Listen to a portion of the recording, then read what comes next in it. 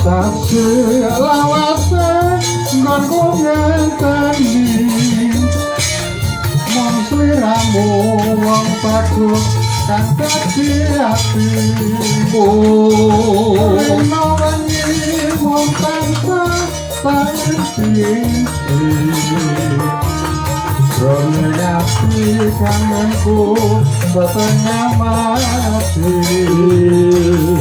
Jangan kula yo makyo lari Monggo nyamyan ingkang eling ana rikala sampeyan semono Siramudan aku setyo ngeteni Lahir batin tresnaku terus hati Mangun gomeng pulang kangen ngene ratane Rindu-rindu wong ayu kowe sakuku Wong kangen apa-apa tembane Rindu-rindu tembane kudu ketemu Apa muda enake karo hujan Bagaimana hatiku tangan kesiaran Puto Panggo Toto Kapi Solo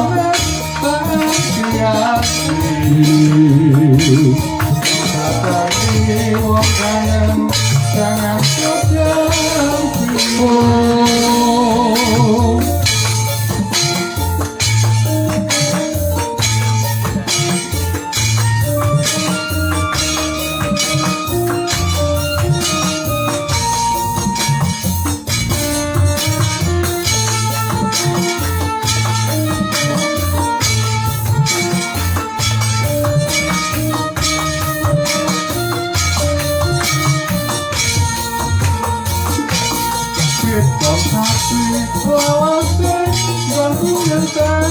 Aku ngenteni mong sliramu wong ayu kang dadi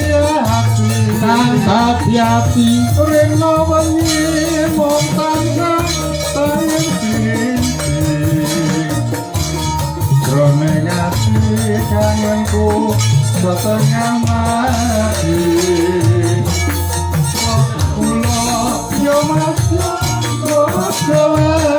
Oh, eling ana rikala sampeyan semono Lemudan aku setyo ngenteni Lahir batin tresnaku terus ngati Wong kangen nyewer-nyewer rasane Rindu-rindu wong ayu kowe sakuku Wong kangen apa-apa tambane Rindu-rindu tambane kudu ketemu Apa muda enake kanggo hujan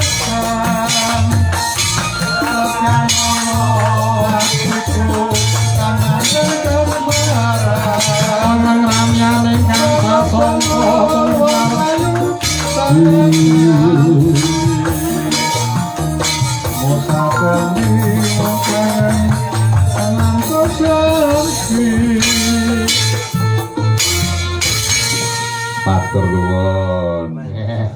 Jan luar biasa. Pak Eko ki mujudake pendidik iya, narasumber iya nduk, kaya ngono ya. Heeh. Mula yo nyuwun wedharan awake dhewe ning kene diapit karo jenenge kembar mayang. Ning kono loro ning kene loro. Monggo Pak Eko mbok kula sak kanca menika dipun paringi dawuh. Menika sejatosipun merginipun kados pundi? Wah iya yo aku percaya panjenengan iki jan luar biasa ing bab iki. Aku ngarani nek panjenengane iki padha karo laptop berjalan. Monggo Pak Eko dipun paring wedharanipun supados kula sak kanca menika saged mangertosi menapa wedharanipun. Saderengipun kembar mayang benjing Sabtu malam Minggu 91,5 tabuh 8 ngantos tabuh 9 temanipun brengkesan kukusan godhokan bakaran. Wah. Jari luar biasa, Nduk. Ki rung tau enek, Nduk. Nek kembar mayang gunungan wis akeh. Wah, iki jane arep Indo ning mboten menapa. Wis dadi lan TKT kala wau Ki Saraya Jati sampun keraya-raya anggenipun anebus Sekar Mayang ing dusun Tegalsari kinanti dening prawan loro lan Joko loro kanthi angasta anggih menika sadak lawi sakembaran pisang raja sak tangkep. Waduh. Tukang nembang maca pat pangkur lan ilir-ilir.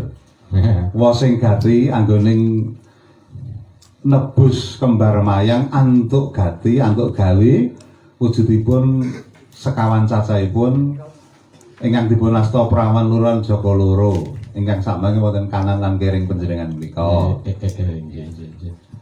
Dados menika wonten sejarahipun Pak Eko nggih. Nggih. Nggih. Duk nalika semanten ing Kahyuangan Junggring Saloka utawi sinebat Junggiri Kaelasa utawa Tinju Maya. lah ingkang ing pucuking wukir menika wonten Dahyuang Semar menika Jung menika ujung tegese pucuk, Giri menika gunung, Kaelasa papan panggonan seserepan bab sangkan lan paraning dumadi. Kautus dipun casting, dipun seleksi kalian Dahyuang Semar sekawan dosa setunggal widodari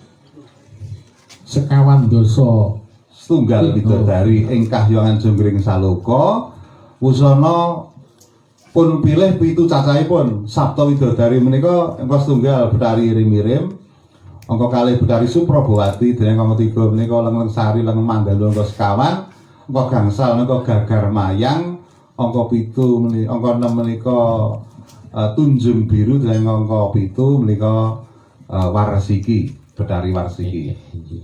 Bidodari ingkang cacah 7 angejawantah ing alam madya nggih menika alam dunia menika pramila malih dadi rumpakan tegese menika tetuwuhan rumpakan wujudan nggih wujudipun wonten lemah oyot wit godhong kembang lan woh ingkang cakrikipun cakrik menika bentuk utawi modelipun menika kados dening kayon utawi kayun ya gunungan.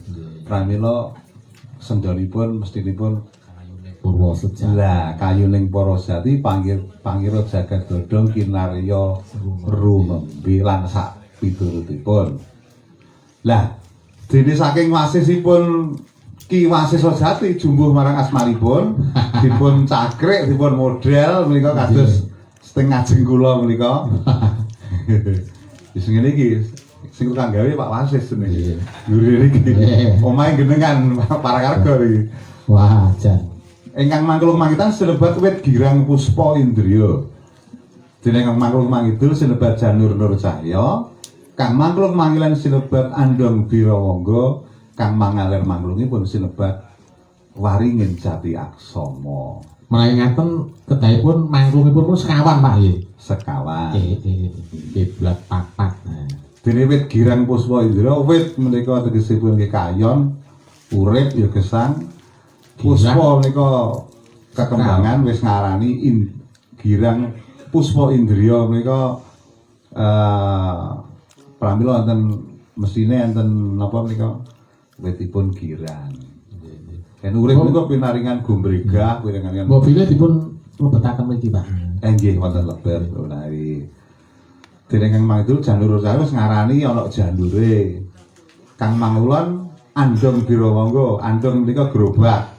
Kang Momot Samubarang tetumpakan Birawa menika prakosa Biro prakosa nggih anggo menika awak Awak terus sing momot awak dadi prakosa. Wong iso tangan sikil kumlawe bahasa psikologine psikomotorik. Dene Kang Mang Idul Janurul Cahya mergo ana sing nguripi jroning gerobak kala wau.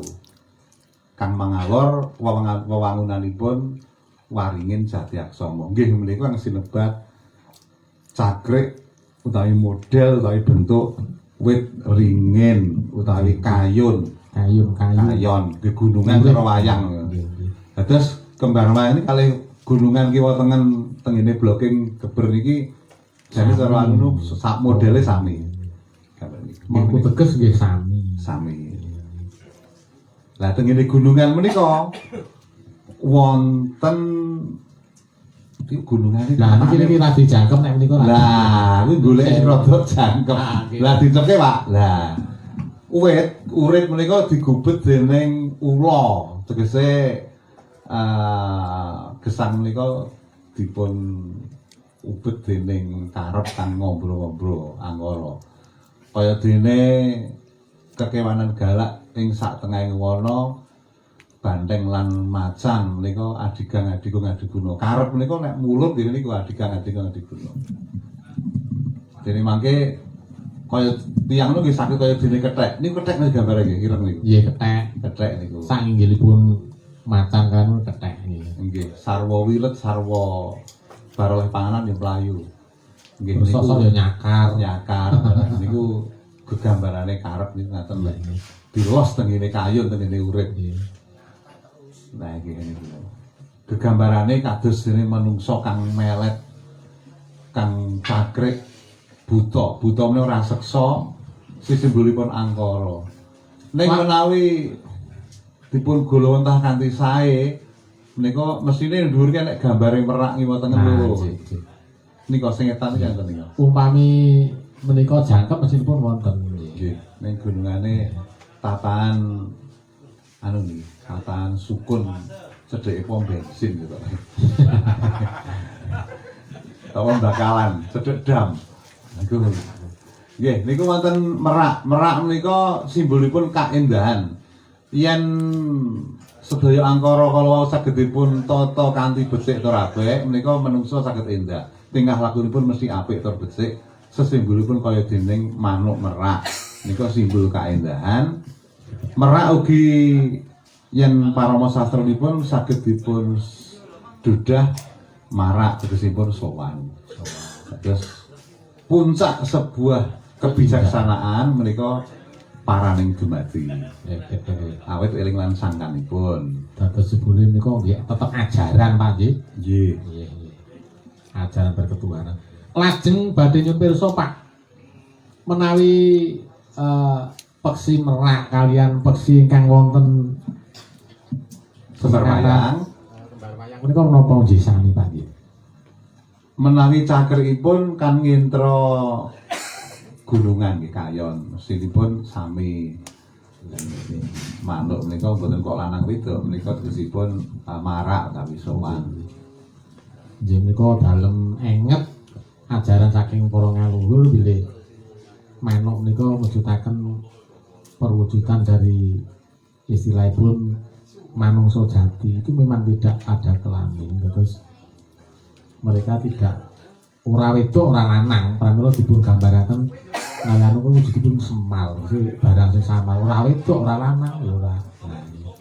Dawuh leres saged ugi ngaten. Lajeng menika menawi kok wonten uler-uleran menika wedinipun kados pundi, Pak? Lah uler-uleran menika menawi manut babonipun kembar mayang kok kula mboten nate wonten sastra tulis. Duka menawi ingkang sastra non tulis nggih. Ngaten. Ingkang tulisipun tanpa papan kasunyatan. Lajeng kok wonten keris, wonten mobil menika wonten wedinipun lintu. Pangapunten awit saking jublukipun pamawas saha kirangipun pemanggih mbok menawi dereng saged menemui seratan ingkang gumathok babagan punika. Ning bakunipun kembar mayang menika yen manut sastra tulis lan sastra lisan sumber kepustakaanipun nggih menika Sendon Kayuning Para Sejati. Kaya ngene kuwi nduk jebul kabeh ki mengku surasa sing endah ning ya nuntun marang awake dhewe hubungane antarane kawula lan Gustine nggih. Kaya ngono. Nggih Pak Eko sembah nuwun sanget. Pepajar ingkang dipun paringaken menika nadyanto ibaratanipun namung saklothing watu nggih ndadosaken pajaring penggalipun kula sak sedherek.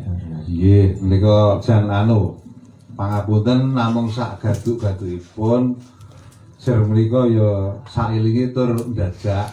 Nggih, nggih. Dasaripun ibaratipun beras menika saged putih estu menawi saling gesek nggih. Pramila wonten karanjana sami kata-kata ugi lintu saling bertemu dan saling berkomunikasi menika saged ndadosaken ibarat kula panjenengan sami sedaya menika beras saya suwe muga-muga iso saya putih. Monggo Pak Sandi dipun napa dipun lajeng menika wonten wekdal sekedhik mbok umpama ora nyekar ya wonten dawuh-dawuh napa ya mbok bilih enten ingkang dereng dipun dawuhaken. Inggih menika sesekaran tasih kathah. Amargi kala wingi menika glader ngantos jam 1:30. Wah, Ngaten. gladene ngantos 1:30 engko prakteke ngantos esuk. Menika wonten panjenengan Bapak Nanang Supriyadi menika. Iki menika Pangapunten Pak Nanang kala winginane mboten saged sowan menika. Mergi nembe sedanipun Mbah terus menawi ditinggal kok raose mboten sekeco. Pangapunten. Dalem badhe nembang sina ingkang wonten hubungane kalian kembar mayang. Murid sing apik yo kaya ngene iki, Nduk. Langsung tanggap ing sasmita. Menika pupuhipun Ki Saraya Jati. Nggih. Iki kabeh berkat perjuangane panjenengane Pak Eko, Nduk. Iya. Nggone keroyo-royo dadi balekne budaya iki supaya bisa balik. Dienekne tebus kembar mayang, terus referensine apa wae. Pelaksanane piye. Nyatane bareng dibandingne karo sing ning YouTube liyane sing kagungane biyen iku luwih apik, Nduk. Iya. Monggo Pak Nanang. Nggih. Pedha Pandhara kawula sumanggaken. Nggih. Nuwun mangke kaparenga Kyai Suko Anjarwani lara-laraipun sekar dumadosipun ing nguni dene wonten ing riki kang mangka cumata ipun Kalpataru Edi Peni teko gawa dewa ndaru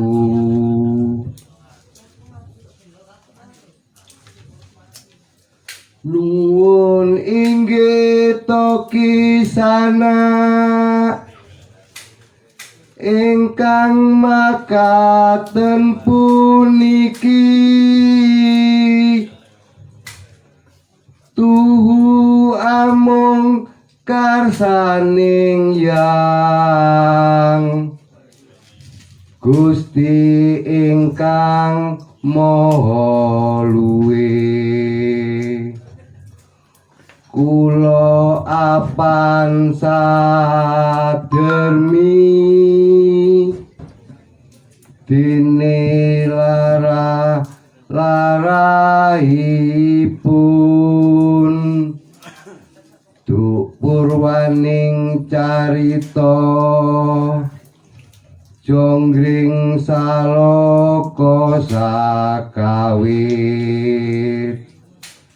katempu ing gara-gara wawalian. Sampun. Ye sembah nuwun Pak Nanang, wah dan luar biasa. Saya wengi saya tambah semangat kabeh lho. Lah iya. Ah iki nek ra pinter-pinter sing nyupport ya ora bakal bisa kedadian kaya ngene nduk. Ha iya. Kabeh iki karek sing ning ngarep kok ya heeh. Nek sing ngarep pinter memprovokasi semangat anggotane mesti dadi ya. Sing ning pasif bae ya saya suwe mesti saya sudo. Nah iki ora ndukku mesti tambah akeh. Muga-muga ae engko sing generasi nom ya tambah.